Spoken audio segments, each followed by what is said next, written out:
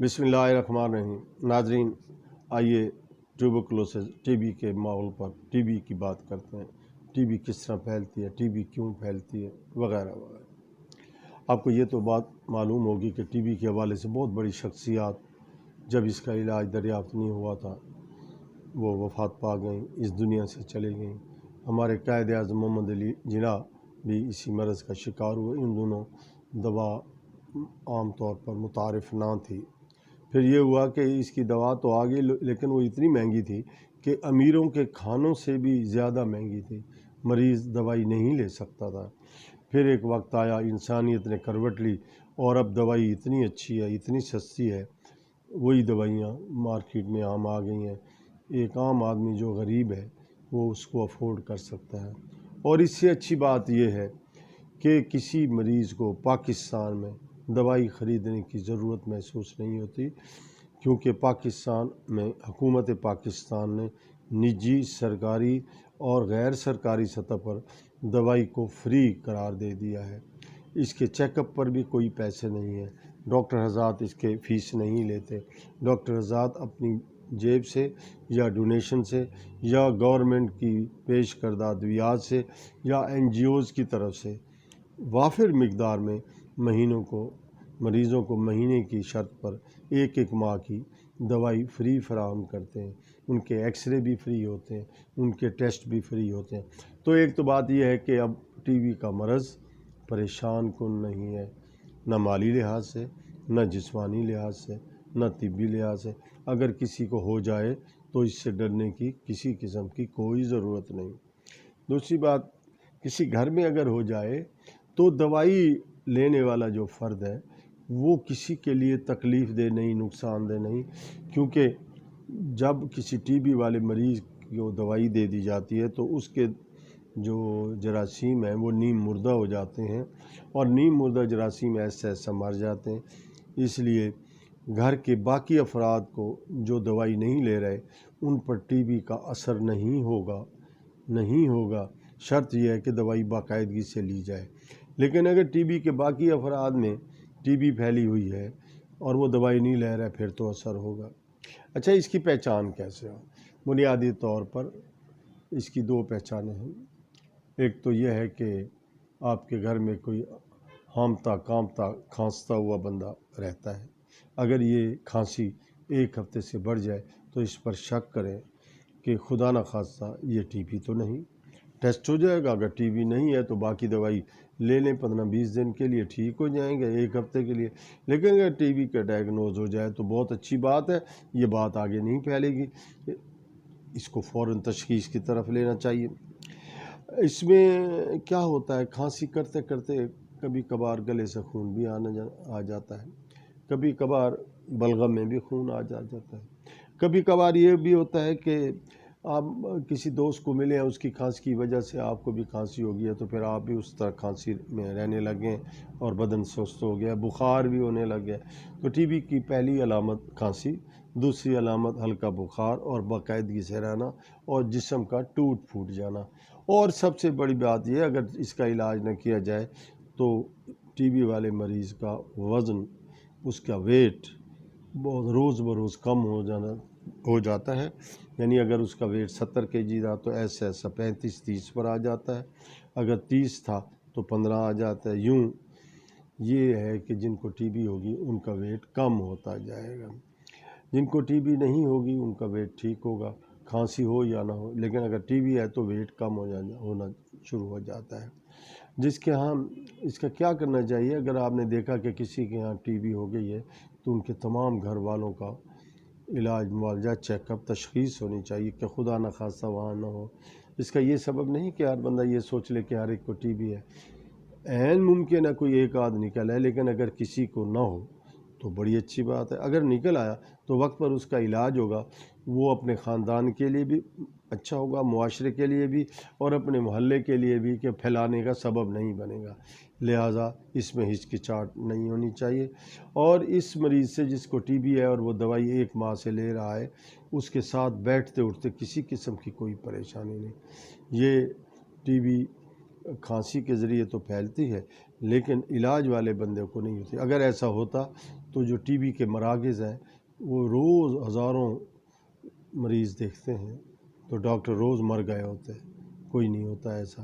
لہٰذا T B کے مریض کو جو علاج کے لیے ہے چل رہا ہے تو ہوتا ہے۔ اس کے لیے ہم کیا کرتے ہیں؟ ایکس رے کراتے ہیں اور بلغم کا ٹیسٹ کرتے ہیں۔ بلغم کا ایک ٹیسٹ ہوتا ہے جب مریض آتا ہے اور ایک نہار منہ، ان دونوں ٹیسٹ میں ہم سلائیوا کو چیک کرتے ہیں، تھوک کو چیک کرتے ہیں، اس میں جراثیم کو چیک کرتے ہیں۔ اگر وہ آ جاتا ہے تو ہم پھر تشخیص کر لیتے ہیں۔ کچھ مرض ایسے ہیں جو ایکس رے اور سلائیوا پر جینو ٹائپ کے ہوتے ہیں، وہ اس میں نہیں آتے تو پھر ہم دوسرے ٹیسٹ کرتے ہیں۔ تیسری بات یہ ہے کسی کو گلٹیاں ہو جاتی ہیں، کوئی یہاں گلٹی ہے، کوئی یہاں ہے، کوئی کمر کی ٹی بی ہے، کوئی دماغ کی ٹی بی ہے، تو اس کی تشخیص علیحدہ ہے، اس میں بھی بندہ اسی طرح کا پریشان ہوتا ہے۔ اگر وہ اس میں آ جاتے ہیں اس کا بھی علاج وہی ہے۔ اب علاج جو ہے آج کل بڑا آسان ہے، 6 سے 8 ماہ کے لیے، کم از کم 8 ماہ میں 2 ماہ بڑا کمپلسری، پہ دوائیاں کم کر جاتے ہیں، اور اس کا یہ فائدہ ہوتا ہے کہ 8 ماہ کے بعد جب ہم چیک کرتے ہیں تو مرض ختم ہو گیا ہوتا ہے۔ جو لوگ درمیان میں چھوڑ دیتے ہیں ان کو دوبارہ ہو جاتا ہے۔ 4 ٹائپ کے ہوتے ہیں، کچھ لوگ خود چھوڑ دیتے ہیں، کچھ درمیان میں دوائیوں کو بھول جاتے ہیں، کچھ کے ہاں ٹی بی دوبارہ ہو جاتی ہے، کسی ٹی بی والے کے ساتھ بیٹھے پھر ٹی بی ہو گئی۔ کچھ ایسے ہوتے ہیں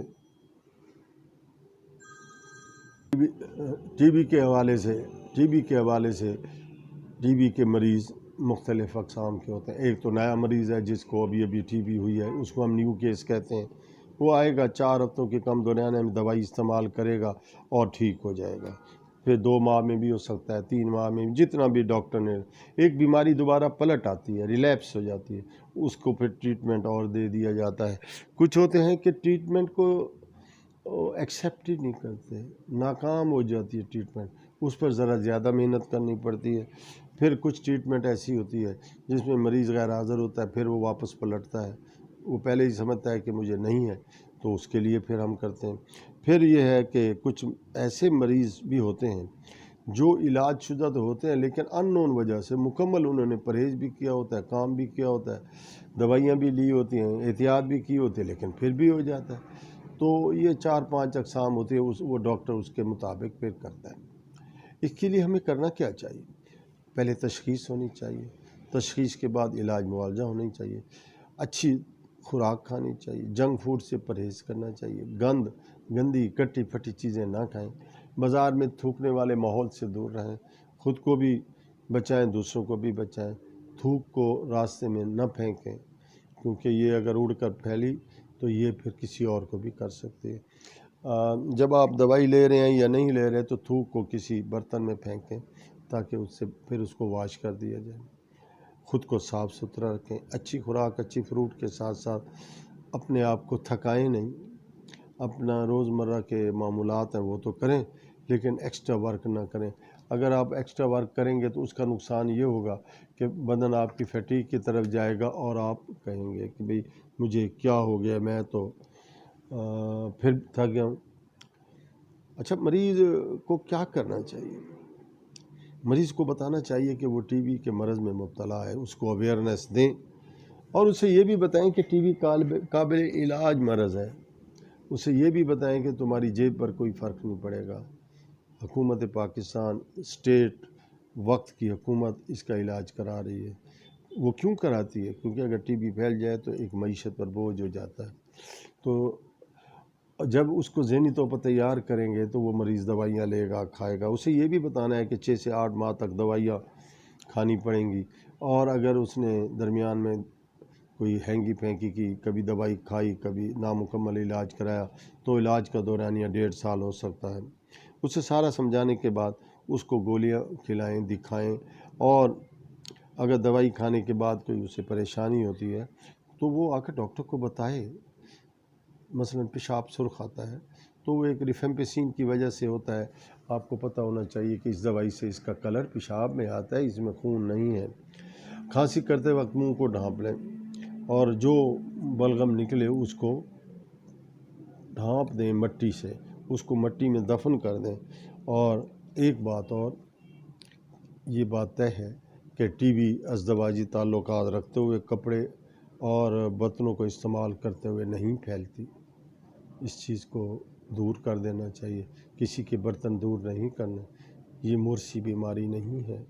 اور ٹی بی کے ساتھ ساتھ اسی طرح کی احتیاط ایڈز میں بھی ہوتی ہے، یہ پھیل جائے تو پھر اس کو ایڈز بھی ہو جاتی ہے۔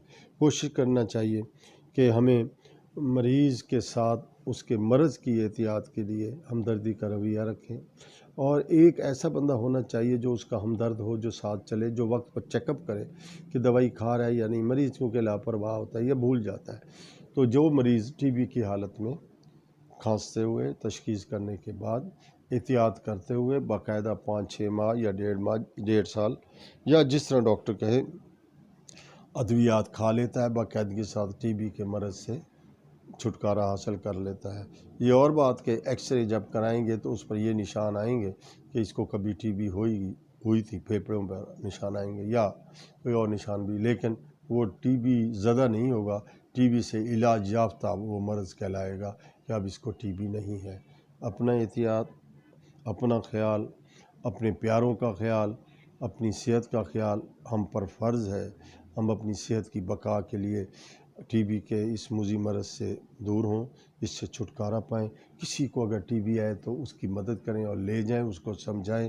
اگر آپ کو خود ہے تو وہ، اور اگر خود کو ہے علاج کرتے ہوئے نہ چھپائیں، اپنے پورے خاندان کی تشخیص کرائیں۔ علاج معالجے میں کہیں کمی نہیں آئے گی۔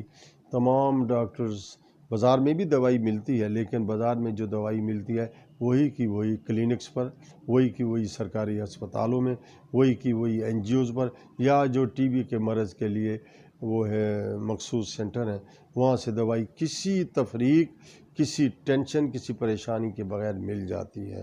اور آدمی کی انا کو بھی مجبور نہیں کیا جاتا۔ یہ نہیں ہوتا کہ جو میں 1 ماہ کی دوائی دے رہے ہیں، تو اپنے تشخص کو برقرار رکھتے ہوئے ٹی بی کے موذی مرض سے خود کی جان چھڑوائیں۔ پورے پاکستان کو ٹی بی فری کرائیں، جس طرح ہم نے چیچک سے فری کرایا ہے۔